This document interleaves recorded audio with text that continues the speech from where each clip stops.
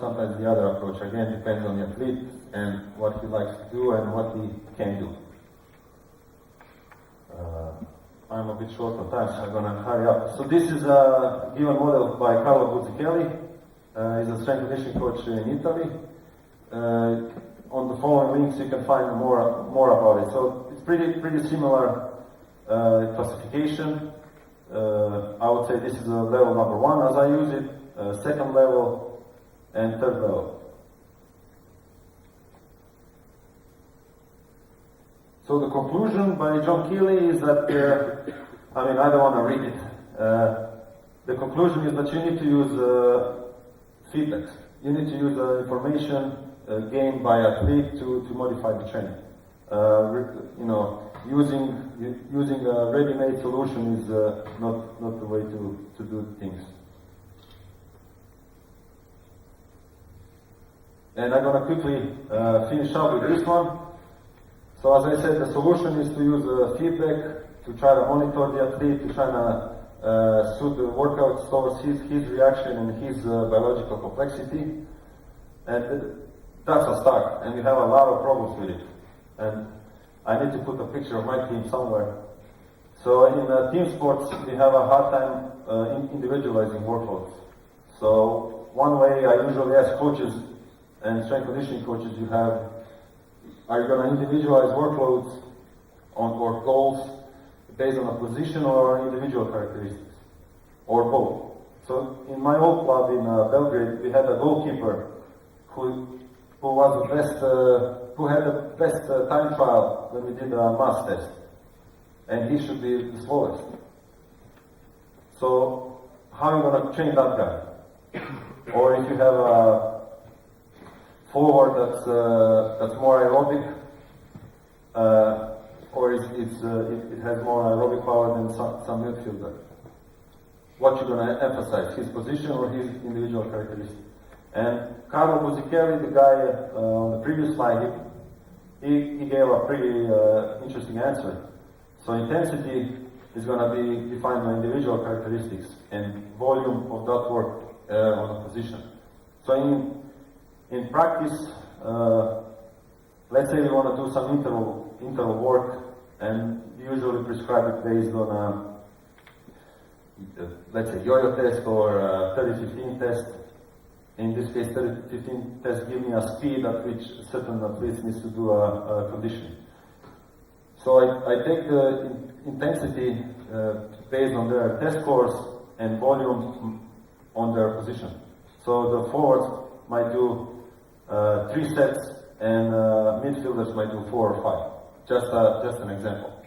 And again, individualization doesn't need to go ground up. You don't need to individualize everything, and it's impossible to do it in team sports.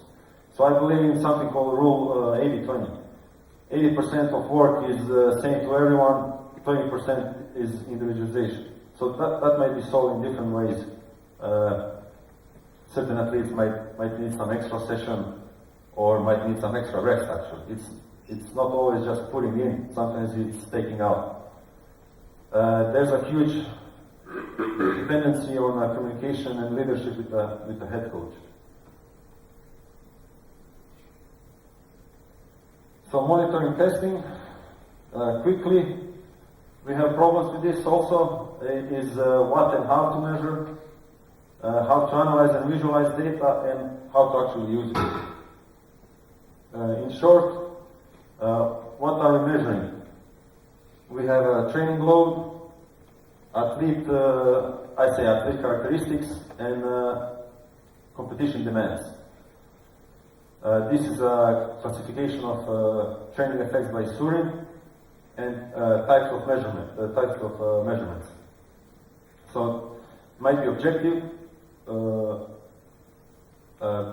might be related to work done, speed. Subjective might be related to now popular session RP, subjective feeling of intensiveness of the work, and physiological. It might be related to internal. And some of the coaches emphasize only certain aspects, only certain components, and I believe all 3 are important. For example, in Hammarby we did We wear polar straps every training session, but without external work, you never know if certain guy is doing more or less, because you only see his reaction, you only see the part of the equation. And how to measure, how to get the most reliable estimates, valid and sensitive scores. For example, we also did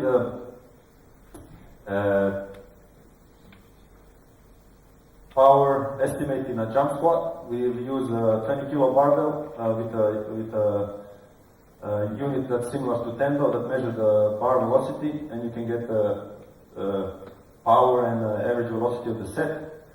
Now, if you do if you do 5 jumps, what you're gonna take? The best rep or average of 5.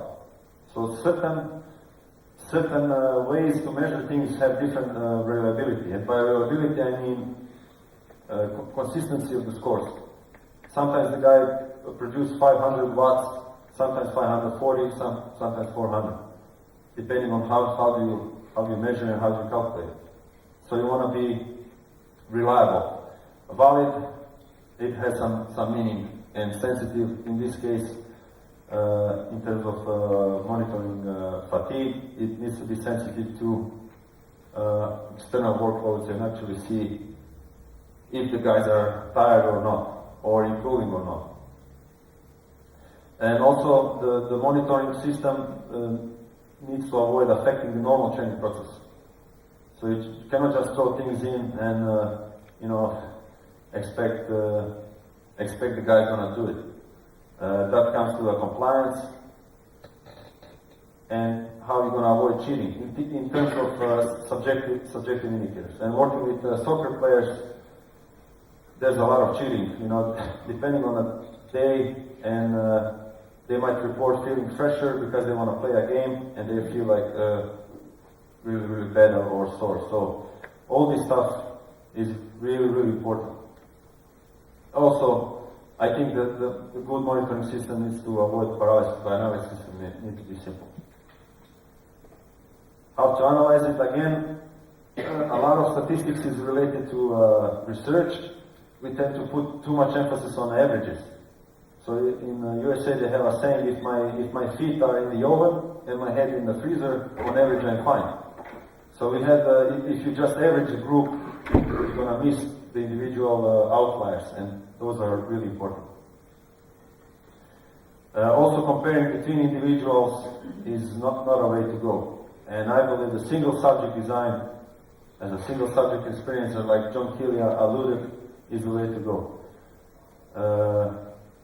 Time series, for example, if you keep track of a given individual, now the HRV is popular method, measuring every morning. That's basically called time series, and the way how to analyze it, we still don't know what's the best way.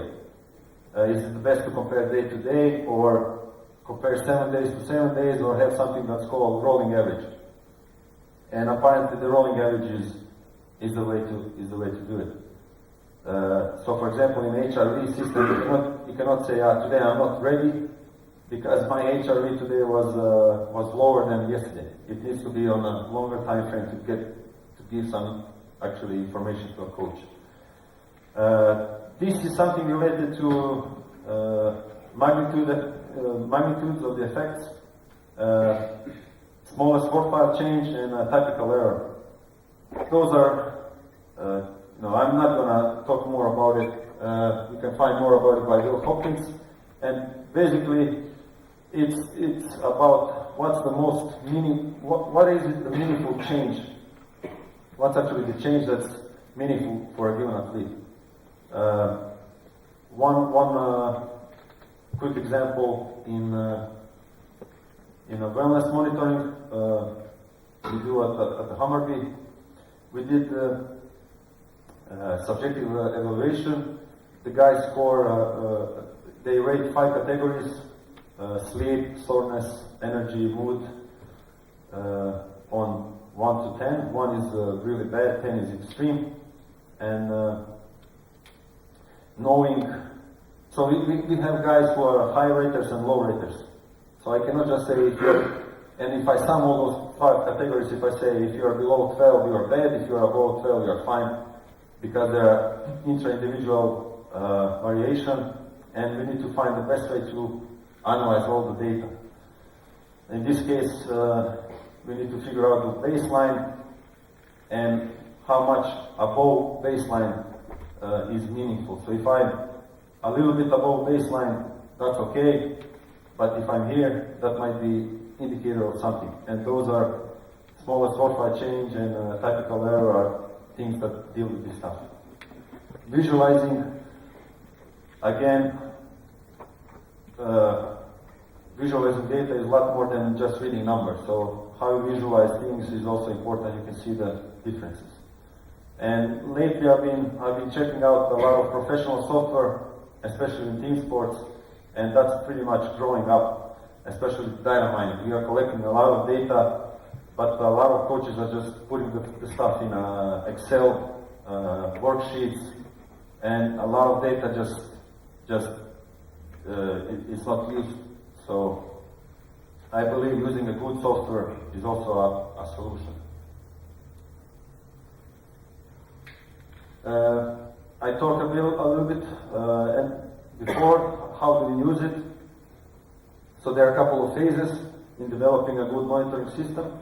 Sometimes you just collect for the sake of collecting. You still don't know what you're expecting, and you're going to see any patterns.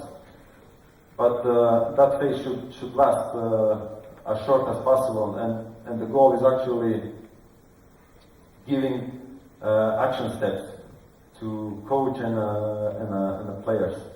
For example, if you just keep collecting some things and players, they don't see the effect of it. So if they report, I'm feeling tired, and the head coach don't do anything about it, they ain't gonna do it anymore. So you're gonna have issues with compliance.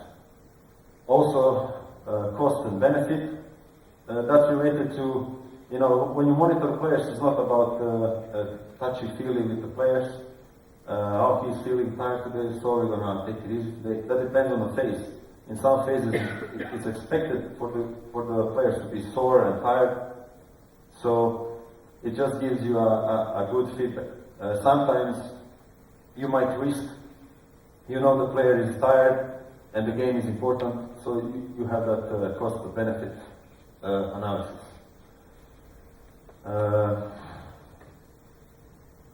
And actually, I don't know what I meant with this last one, so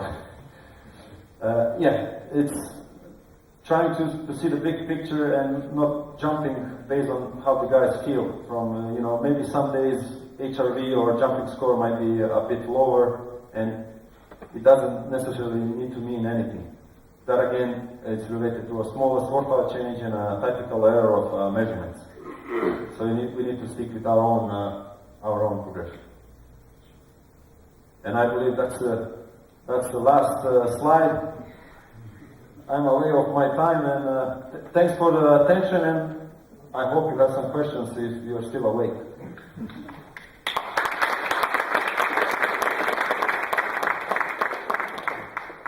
Thank you, Vlad. I think we're going to have a break now in the coffee, and we just taking that the panel about away, so we have time to actually speak with each other. Usually we just push things into the program, but now we have some time until 4 o'clock to have coffee and a little bit of discussion with each other. I hope that's fine for you. Jag change to Swedish now. Kaffe serveras i kafeterian som är en våning upp, så att ni kan bara gå till höger och ner, till vänster och mig här. Och på andra våningen så fika. Vi kör igång igen vid 4-tiden, och då har vi också våra aktiva här. Då kommer Persson och har en föreläsning på ungefär 1,5 timme. Så dags för fika nu. Här får vi en kaffe.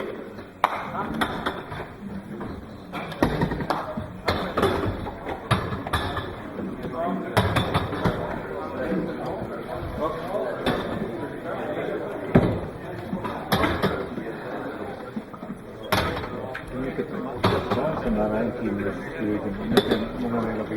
Bara när jag spelar in som en speed som är nu. Lämnar jag nisch. Då går det bara att köra en halvtimme kvar. Det är därför jag timer på.